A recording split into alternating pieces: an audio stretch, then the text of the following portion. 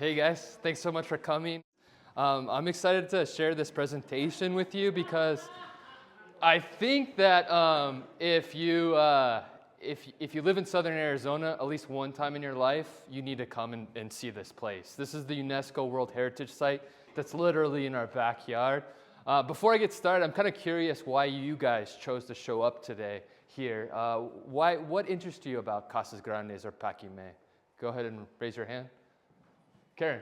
I don't know anything about it. Anything about it? Okay. Cool, perfect. That's glad you're here. Yes, please. I had the privilege of going there about 3 weeks ago. Oh, no way. Wow. I don't tease. It's been about 3 days touring the area. It's fascinating. It is there's something special about being there. It's unexplainable. Glad to hear you were just there. Awesome. Anyone else? Yes, please. We want to learn because we like the magic pueblos in Yeah. Mexico. Then we want to go to see what is going on there. We just came back from Alamos. It's beautiful. Oh, gosh. Yeah, you guys are checking off the list of all the Pueblo Mágicos, the magical towns in Mexico. You could just use that list and you would spend your whole lifetime exploring Mexico, the nature, the history, the culture, the religious heritage. It's really an amazing program. Anyone else? Yeah, please. Oh, okay, wonderful. So we'll talk a little bit about Charles de Peso and his role here too. Alrighty, well, let's get started. This is the famous, of course, the site there. That's what is left over, we're talking about at least 600-700 years since the collapse of Paquimé around the 1350s, the 1450s. And so this is just what's above ground. The site hasn't been fully excavated. There's probably at least a half left to excavate. So its mysteries as we speak, are continuing to be revealed. And so to give you a little bit of a navigational plan of where we're headed, fundamental is talking about the geography. Second, of course, the indigenous peoples. We'll look at Paquimé as kind of this anomaly in northern Mexico. We'll also talk about the Spanish period, the Porfirian regime, Mexico's dictatorship. We'll talk about the Mormon settlements, the Mexican Revolution, the second one, the arrival of the Mennonites and the Chinese presence. And finally, we'll wrap it up with the famous potter Juan Quesada and the role of the community of Mato Ortiz in the ceramic arts tradition. And finally, we'll look at Casas Grandes today. It's since 2015, it's been designated a Pueblo Mágico by the Mexican federal government, which is a special designation they give towns of extremely high cultural, historical, religious value. So really wonderful. And of course, you cannot talk about Paquimé without talking about the ceramic tradition here, which it's just exceptional. So when we're talking about Paquimé, we're talking about one of the 32 states in the United States of Mexico. It's Estados Unidos de Mexico, right? And it's the largest state in the entire country. Sonora, just to our south, is the second largest, and Chihuahua is the biggest, okay? You can see some of the main towns: Juarez, of course, Casas Grandes, Chihuahua, Delicia, Santa Barbara, Jimenez. The reason why Juarez has the name Juarez is because Benito Juarez, the president of Mexico, during the French invasion, he had to flee from Mexico City, and he set up his provisional government in Chihuahua, but the French chased him up there, and so the last provisional government was actually in what's now Juarez, and so that's why it takes the name of the Mexican president up there. So today we're going to be focusing on Casas Grandes, and there's actually two Casas Grandes. There's Nuevo Casas Grandes, and then there's the original Casas Grandes, and it has to do with the construction of the railroad. So the railroad coming in didn't go through the old town, and so they constructed what's considered to be a new Casas Grandes right next to the railroad depot. That town has about 60 to 70,000 people today. The small traditional town of Casas Grandes maybe has around 10,000 people, okay? And the traditional town is the Pueblo Mágico. And to understand Chihuahua, you got to really understand this geographic duality, okay? Because half of this state is the biggest desert in North America, which is the Chihuahuan Desert, and the other half of the state here is the Sierra Madre Mountains, okay? So you have the duality between the desert and the mountains. And Casas Grandes is right smack dab where those two regions meet, okay? And that would have been important, right? Because, water dictates life in the desert. So at the foothills of the mountains, where all that drainage comes off, that's where you can start to have civilizations, right? And not only that, you need to have rivers too. Just like we have our Nile right down here, the Santa Cruz River. They had their own Nile as well, and it was the former name was Rio San Miguel, the St. Michael River. Now it's known as the Rio Casas Grandes too. So they had those water sources to fall back on. Here you can see kind of the modern highway map of Chihuahua. When we go out on our trip, we just dip down here through Janos, and then we arrive in Casas Grandes from Nogales. Janos was a very important site during the Apache Wars, and even before it was a royal Spanish presidio. The mother of Anza was born there. She was the daughter of the captain that led the Janos presidio. When we're talking about the indigenous people, there's the fork bearers too, right?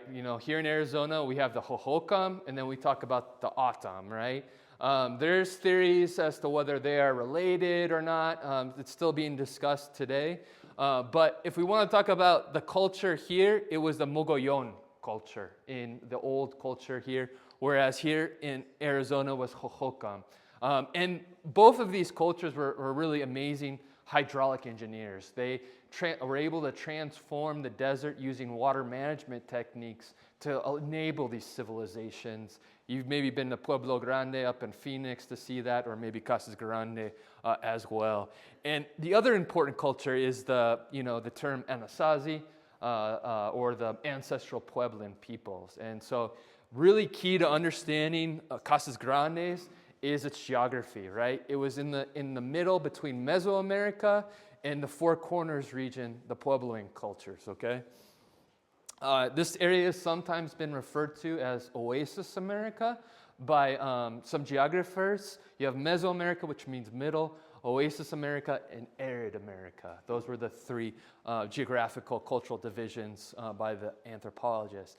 Much like I described with you about the Hohokam and the Otam, there's still some uncertainty as to whether one of the most famous indigenous groups in Chihuahua, they're known as the Raramuri, which really means those who run fast. You may have heard of the other term, Tarahumara is the older term referring to them. They're known for their famous running abilities, their nomadic lifestyle, and perhaps foremost, their resistance to outsiders. And so some people suspect that the Tarahumaras may have been from the Paquimé culture. With the arrival of the Apaches and the Spanish, they may have kind of gone back up into the mountains for protection, more or less.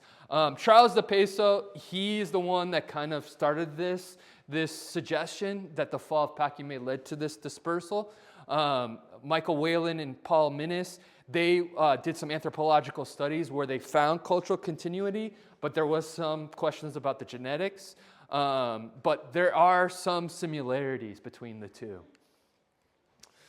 So why is Paquimé so special? Because it's really an anomaly. Here in northern Mexico, you don't really have the densely populated civilizations like you do in southern Mexico, like the Aztecs and the Mayans, right? You didn't have as much biodiversity as well. There in southern Mexico, you have papayas growing out of your backyard. You can't, get rid of them. Up here, it's a land of scarcity. So this multi-storied, complex Puebloan structure with intricate water management devices, this is something superiorly unique here. And this is one of my favorite images here of Paquimé in the winter season as well. Here you can see what I'm talking about when I say that most of the Paquimé has not been excavated. You could still see the mounds where there's other excavations still to be made, but evidence of luxury trade items have been uncovered here, and that's what the evidence the archaeologists have for these incredibly long trade networks. Some of you guys may be familiar with the Cocopelis, the petroglyph, pictograph art. What's unique about the Cocopelis is they're always shown playing the flute, and they also typically have a hump back. And one theory of the prevalence of this character is that the Cocopelis were in fact Posteca. The Posteca was the merchant class for the Aztec Empire. And so one way in which back then they would approach as an outsider a different community to let them know they weren't danger was to play the music. And it's not a humpback. They actually probably had goods in their backpack that they were coming to sell. And so this is how, you may have heard in Chaco Canyon that they found evidence of chocolate, Theobroma cacao in cylindrical jars. That we're going to be showing you some macaw breeding pens as well. So long distance trade networks is something really important when it comes to understanding Casas Grandes. It was in December 1998 that UNESCO, which is the cultural arm of the United Nations, they designated Paquimé as a World Heritage Monument. And like I said, research is continuing to reveal its secrets. The first documented description that we have of Paquimé is by the Ibarra expedition. And these guys were the second wave of conquistadors, right? They were back in Spain and they heard the stories of Pizarro in Peru. They heard the stories of Cortez in Mexico. And what did they want to find? The next Peru, the next Mexico, right? And so this is why these expeditions were going up north looking for the fabled 7 cities of Cibola. So Ibarra, they were from the Basque Country originally, but they were given governorship of what's now the state of Chihuahua. They used to call it Nueva Vizcaya, which is New Biscay. It's where Bilbao is. And so this is the first description by the chronicler of the expedition. Many houses of great size, strength, and height, 6 and 7 stories, with towers and walls like fortresses for protection and defense against the enemies who undoubtedly used to make war on its inhabitants. Large and magnificent patios paved with enormous, beautiful stones resembling jasper. So this description right here is where we get the name Casas Grandes, right? Of course, in Spanish. This is, if you guys ever happen to go to Mexico City, the famous INA Museum, where they had the Aztec sun calendar. One of the wings interprets the history of Paquimé and the northern cultures. And here you can see a cross-section of this multi-storied pueblo and get a little bit more of a conception of what it was like to live in this place between 1150 and about 1450, more or less. Obregon continues, traces still remained of painted walls, flag paving, courts, and metals which smelted. Below some houses were estufas or dugouts where the Indians kept warm in the winter, for it snowed a great deal in the country and was very cold for months in the year. The remains could be seen of a canal which had conducted the Pueblo's water supply from a river, and you could still see that to this very day. This is the site map. At its maximum apogee, you could expect somewhere between 3,000 and 5,000 people living there, which is incredible because most ephemeral villages in northern Mexico maybe had at the max 300 people, 400 people. You can find evidence of the temazcales, the steam baths as well, roof storage containers, and underground spaces as well. Here you can see a little bit of that reservoir and canal system too. And this interesting eye-shaped thing, and you see one right here, those are the ball courts. So again, another link with Mesoamerica. Because of the presence of ball courts and archaeological evidence, they know that human sacrifice was undertaken here, and evidence of cannibalism too, which was a part of the ritual game, okay? We talked about the complex multi-story dwellings with no comparison, but the intricate water management systems are just unreal. Basins, drainage systems, reservoirs for backup in times of drought. Here you can see that whole system in this rendering here as well. This is really, for me, what makes this incredible city so spectacular. And of course, the Mesoamerican influence as well. One of the big highlights of visiting Paquimé is seeing the pens for the scarlet macaws. And here you can actually see, this was the opening. It's basically what looks like one of the millstones out front here, and it's got a hole in the middle, and there's a oval-shaped rock. And so that's how they would kind of bring them in and out. Not only scarlet macaw breeding pens have found there, but also turkey pens too as well. Turkeys and the dogs were pretty much the only domesticated animals before the arrival of the Europeans.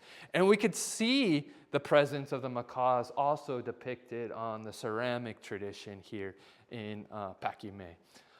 The other thing that affirms this Mesoamerican connection is the effigy mounds. And this one is a particularly interesting one. It's called the Mound of the Cross, and it's actually in the cardinal directions. They also have one that's in the serpentine shape, which most likely has to do with Quetzalcoatl. Quetzalcoatl was one of the main deities of the Aztecs. It was the feathered serpent.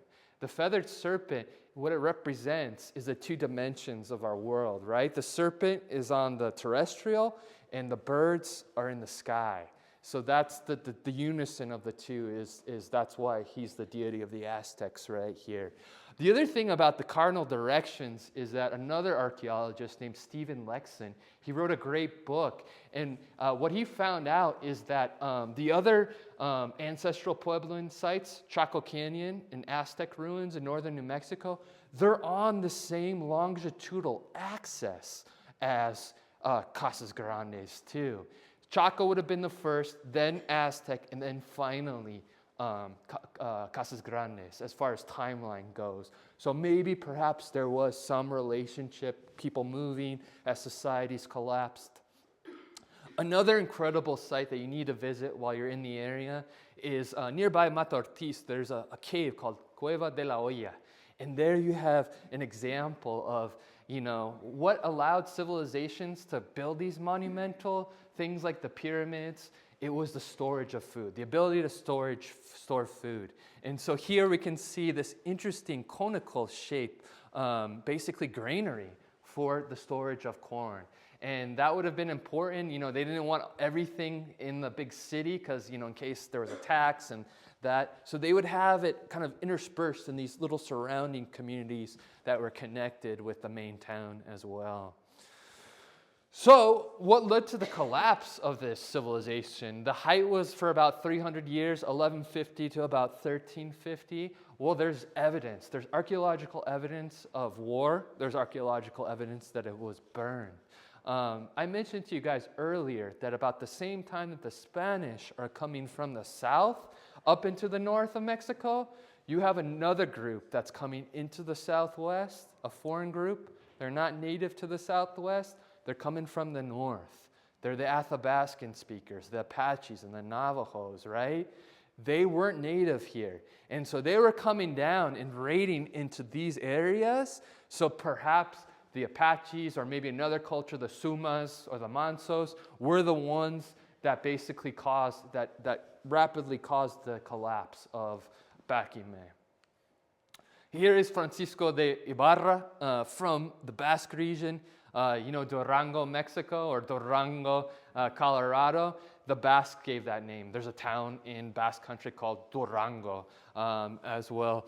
He was the one giving basically the governorship of Nueva Vizcaya, which is now the state of Chihuahua, and he is the originator of the name of Casas Grandes as a result of his chronicler's documentation to the viceroy.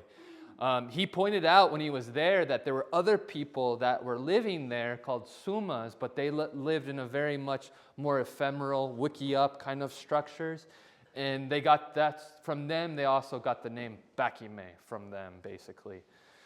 And so 1560s, Ibarra comes, and so it's about 40 years later that the next Spanish expedition passes through, and that would be the Juan de Oñate expedition, another Basque guy that would basically get the governorship of New Mexico. He heads up here, and this is actually another UNESCO World Heritage Site, El Camino de la Tierra Adentro here. This was the main corridor way for supplies from Mexico City all the way up to Santa Fe and Taos. And so there you can see a Castilian convoy moving north, moving towards New Mexico. The Spanish get into Casas Grandes back again around the 1660s, so almost 100 years after Ibarra expedition. They found a mission there. It's abandoned because of the Apaches, but they come back in 1667. And then about 100 years later, in 1778, it's actually given the town status, and there's given the communal lands are given to what they call the gente de razón, the Spanish citizens. And there you can see the priest building the church, which is San Antonio, the Padua church. On the outskirts of Casas Grandes, you could see the original one that they abandoned, and this is the one today. And of course, along with the mission, you have the military post in Janos. What I call them are the 3 M's of frontier Spanish colonialism, the 3 institutions. You have the mines, the military post, and the missions, right?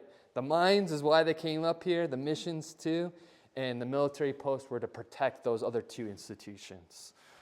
And so the frontier economy, we can really say, was that kind of symbiotic relationship between the mines, the missions, and the ranching economy.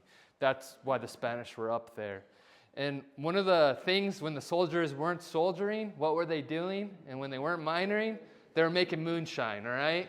And same thing here for the two-back soldiers, except here they were making it out of agave. Over in Chihuahua, they make it out of what we call desert spoon.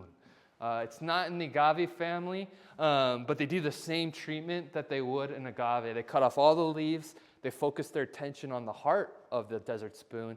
And that's about 80 of them, 60, 80, a ton of them. Those hearts, they'll pop down into a stone-lined pit in the ground. In that pit, they've had a fire roar all night long. Once it's died down, 80 of those hearts go in there. You put a piece of sheet metal over it and a mound of soil to conserve the heat energy. You let it roast for 72 hours until it's fully cooked. You take it out with the back of a 2-handed axe. You start to mash it up. Why? Because you want more surface area for fermentation. And then it sits in the fermentation vat for about a week. And then you take it to the 2 drums, the copper coil, the serpentine coil with the cooling tank, and you let it run twice for a good bacanora or a good sotol. I actually really like it. It's a lot better than tequila. It's a lot smoother and it's grassier tasting. One secret that I'll tell you about the mezcal industry in Mexico is that, have you guys ever had a bad headache from tequila? Almost everyone, yeah. Well, the thing about tequila is that it doesn't have to be 100% agave. It only has to be 51% agave. And so those awful headaches that you can never forget, it's because of the cane liquor that's in it and the glycerin. Sotol and bacanora has to be 100% agave. Sotol has to be 100% desert spoon. And the difference is, I've been told this by a master bacanora maker, is the difference between monosaccharides and polysaccharides. The polysaccharides are the ones that give you the bad headache. Okay? So Mexico gets its independence in 1821. A lot of things don't change over the next 40 years. Mexico, the only thing, the big thing that changed is that a lot of the missions are broken up. The big lands of the missions are secularized and given to ranchers. The real next big story in Casas Grandes has to do with El Porfiriato. The Porfiriato refers to the regime of Porfirio Diaz. If you guys celebrate Cinco de Mayo, he was the hero fighting the French. The odd thing is that once the French were cast out, he loved everything French. And so he was after Benito Juarez, and he basically became the dictator of Mexico. He kept on re-electing himself. That's the reason why Claudia Sheinbaum, she could only run 1 6-year term, and you're done, right? It's because of the long shadow that the Porfirian regime cast on Mexico, why they won't let people re-elect them, no re-election. In fact, almost every Mexican town you run into, look for the street names. Everyone has a no re-elección street. It's because that was the banner that Francisco Madero raised when the revolution was started. Sufragio efectivo and no re-elección. Effective suffrage and no re-election. And the face of the Porfiriato in Casas Grandes is really this incredible hacienda. It's called the Hacienda de San Diego. And it was built by this individual, Luis Terrazas. And if you spend any time in Chihuahua, you hear about this guy. Apparently, he was at a big fancy party in Mexico City when someone asked him if he was from Chihuahua. And his answer was, I'm not from Chihuahua. Chihuahua is mine. He was the biggest landowner in Mexico, one of the biggest landowners in Mexico, had many haciendas. The Hacienda San Diego was just one of them. But he was basically the face of Porfirianism in Chihuahua at the time. And so, you know, we just had one revolution in our country. We kicked out the Brits, right? They had two revolutions in their country. They had to kick out the Spanish, but then 100 years later, it wasn't a socially just nation, right? And so that's why they had to have the social revolution from 1910 to 1920. But when the Porfirian regime is still going on, they want to invite people to help develop the North. The North in Mexico historically was always the sparsely populated areas. And so they were, you know, Porfirio Diaz is a real polemic figure in Mexico. Either you love him or you hate him. The people that love him say he rapidly modernized Mexico during his regimes, putting in electrical networks, railroads, telegraphs, et cetera, kind of bringing Mexico out of that hacienda past. But it was at the expense of the people, right? The one percenters, he used the term los científicos, and he opened up the country to a lot of foreign investment. So, you know, British Petroleum, American outfits, the Cananea mine was run by Colonel William Greene, the Bisbee guy. And so that was kind of like putting salt on a already festering wound for the Mexican people. However, before the revolution starts, you know, Porfirio wants to invite foreigners into the country to develop the North. They're not going to invite Americans, right? Because we already stole a third of their country, right? And so that's why you get the names like Ronstadt up here in northern Mexico. You get a lot of French names. Le Fontaine show up as well. Europeans were invited to develop the North. And not only Europeans, people that were being persecuted by the U.S. government. And the Mormons were being persecuted by the U.S. government. So in 1865, we finally take care of the ill of slavery. And so a lot of people, the next ill to take care of in the United States was polygamy. And so in 1882, we have what's called the Edmunds Act. And that basically made polygamy a felony in this country. And so Edmund Act drops, and then boom, you got Mormons moving to Mexico. Why? Because they still want to engage in polygamy, right? This is a great picture of a young boy at one of the Mormon settlements there in the Colonia San Jose. They call them colonies, colonias. This is a beautiful example. When you're driving into Nuevo Casas Grandes, the first little suburb you hit is called Colonia Dublan. This is one of only two that still exist to this day. But if we go back to the late 1800s and the early 1900s, there was upwards of a dozen Mormon colonies, not only in Chihuahua, but also in Sonora, more or less. And if you come with us, this is the site that you're going to see. It's a total anomaly. It's like this Midwestern town. It's kind of like in this little bowl.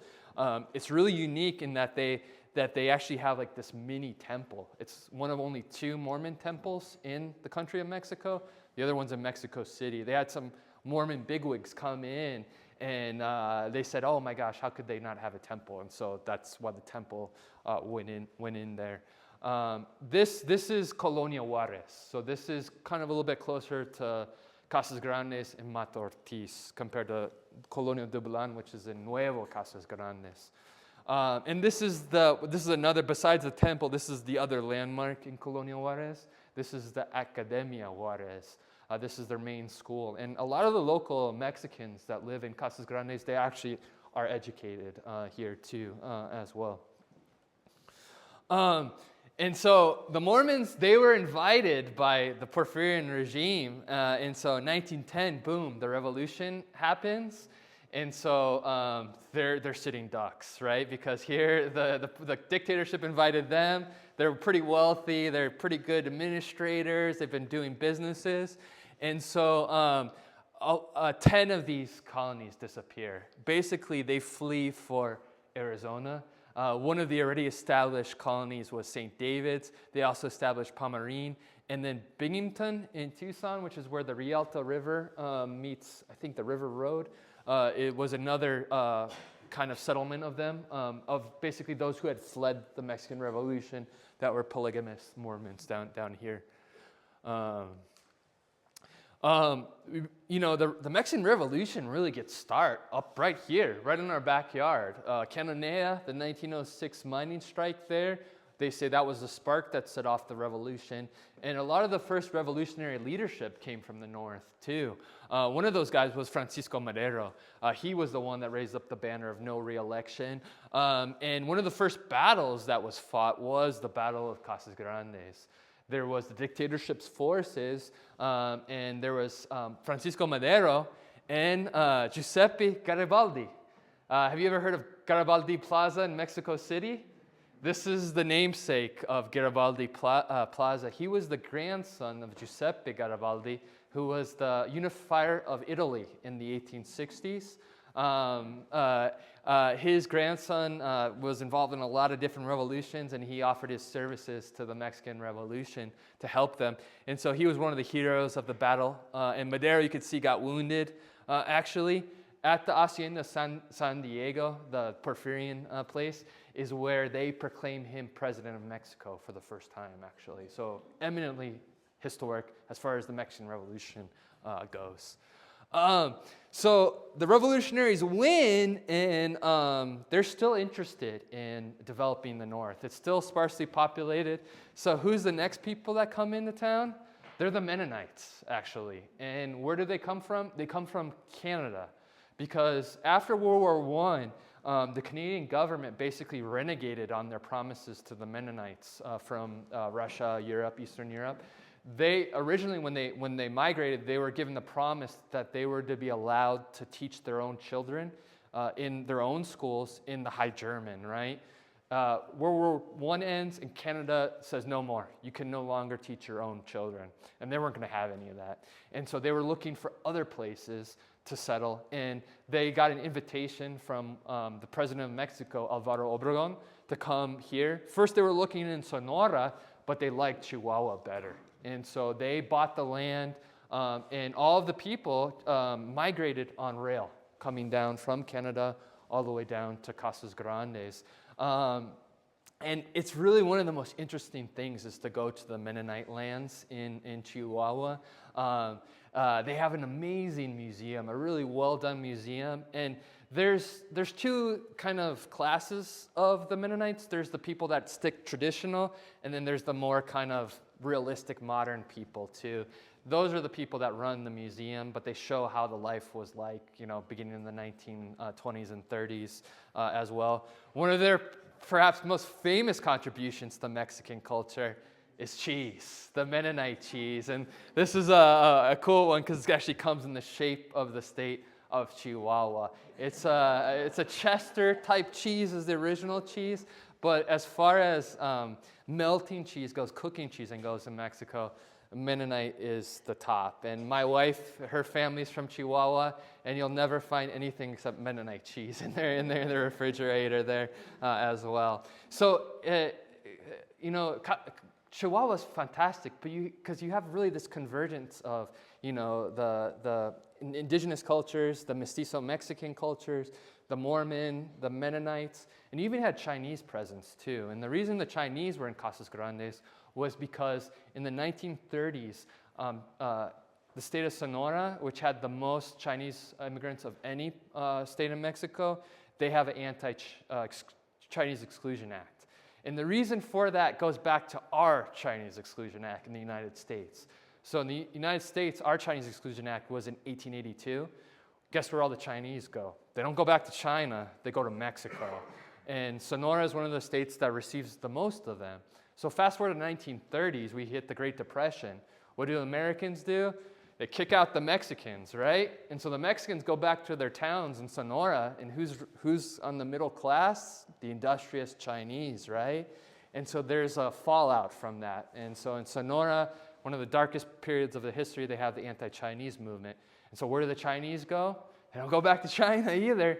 They go to what's now the biggest Chinatown in all of Latin America, Mexicali, which is the south of Calexico, biggest Chinatown in all of Latin America. And they also go to Chihuahua, right, to avoid the state law in Sonora. And they also go south to Sinaloa. In fact, in Sinaloa, you'll find all this whole class of soy sauce-based salsas. They sometimes jokingly refer to Sinaloa as Chinaloa, right? So, kind of in recent history, Juan Quesada is a huge name. He was collecting firewood around the ruins of Paquimé when he uncovered some of those incredible ceramics. And that was literally the seed of the idea to resurrect this amazing pottery tradition in there. And he's a world-renowned Mexican artist. You can find his works in Europe, Latin America, everywhere, Asia even. Unfortunately, he did pass away recently. He was up on one of those Polaris up in the mountains, and he took a tumble and he died. But he really set off what can be called a really wonderful artistic tradition that has really continued on in the community of Mata Ortiz, which is just outside of Casas Grandes. Mata Ortiz is the surname of one of the revolutionary generals, so that's where it gets its name from. But it's hard not to fall in love with the potters there. When they see the Americans too, they're running, they're coming out, and selling the stuff, and it's kind of hard to say no to them. A good friend of mine that's gone on a lot of tours, he just showed me his beautiful collection in Green Valley yesterday, and he says, every one of these, goes to help out a family, and so that's why I have no problem with supporting this beautiful artistic tradition. And so Casas Grandes today is really, I don't know, there's just something special that I can't communicate to you about being there. There's something, I don't know, about the vibe. Maybe it has to do with the ancient culture, but the museum there is really world class. One of the most shocking things when you enter there is that they have 4 glass pillars, and each one of the glass pillars is a different kind of shell. Again, affirming these long distance trade networks. Shells from even the Gulf of Mexico, but primarily the Gulf of California. There was a big culture here called the Chincheres culture in northern Sonora, and they think that they were the conduits for the shell trade there too as well. They just went through a big remodel, so the museum's looking really, really good today.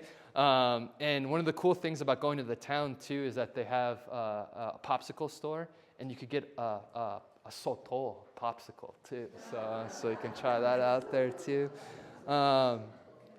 So I want to take this time to, now that you've got a little bit of background for Casas Grandes, I want to extend an invitation for you guys to come with us, get to meet the wonderful people that you'll fall in love with over there, October 6th to 9th. It's going to be a great trip. This is the wonderful boutique hotel that we stay at. The breakfasts are just incredible. Diana Acosta, the owner, her family was actually given the Hacienda San Diego. On her father's side was a Revolutionary War general, and so he was given the Hacienda after the war. And so one of our meals, we actually go to the old Hacienda, and her mom, Sarita, cooks for us there. If you happen to watch PBS, Patty's Mexican Kitchen, the current season's in Chihuahua, and I'm like seeing all these people that I recognize that are all in there as well. So now's the time to go. If you don't want Chihuahua, maybe Jaguars in Bacanora will interest you. At the end of March, we have this is going to be our 3rd Bacanora tour. We do a different route every time. And it's just a load of fun. Just the connections that we make, the people, we get to see the process. We're going up to Sahuaripa, and this tour is in collaboration with the Northern Jaguar Project, so you get to see the work that they're doing up there, and another nonprofit outfit called La Tierra de Jaguar. So, I mean, come on, guys, Jaguars and Bacanora, what's not to like? Just like Casas Grandes, we've got testimonial people here that will tell you to go to Alamos tomorrow. If you haven't been there and you live in southern Arizona, it's a sin, all right? You need to go at least once in your life to Alamos. I'm a little bit kind of, I guess, persuaded or a little bit biased because I met my beautiful wife there, but it is really a special place. It's in the dry tropics. So you have this beautiful forest, and you have this colonial silver city. And they have these trees called the mapa trees that bloom in fuchsia, yellow, and white. And so interspersed with the columnar cactus, you see these splotches of beautiful color. It's out of this world. So if you like this talk, you might want to join me pretty soon for the Anza talk. So this year is the 250th anniversary of the historic Anza expedition, 1775, 1776. And so we're doing Anza Trail nature and hikes, and we're doing talks to celebrate the 250th anniversary. Not only that, we're planning a trip in June 2026 to go to the Basque Country, go to the ancestral homeland of Anza Hernani. And so that'll be an incredible trip. If you're interested in finally taking that step out of beginner Spanish and supercharging your Spanish, this is your ticket right here. Without immersion, you're not going to get to the supercharged level. This is going to be a ton of fun. This is in the town where the Roundstaff family is originally from. This is the town that made me fall in love with Sonora. And if you just want to get your feet wet, we got a nice little day trip to Magdalena. That will get you an idea of what we do and the caliber of what we bring as well. So I want to thank you for your attention, and let me know if you have any questions, all right?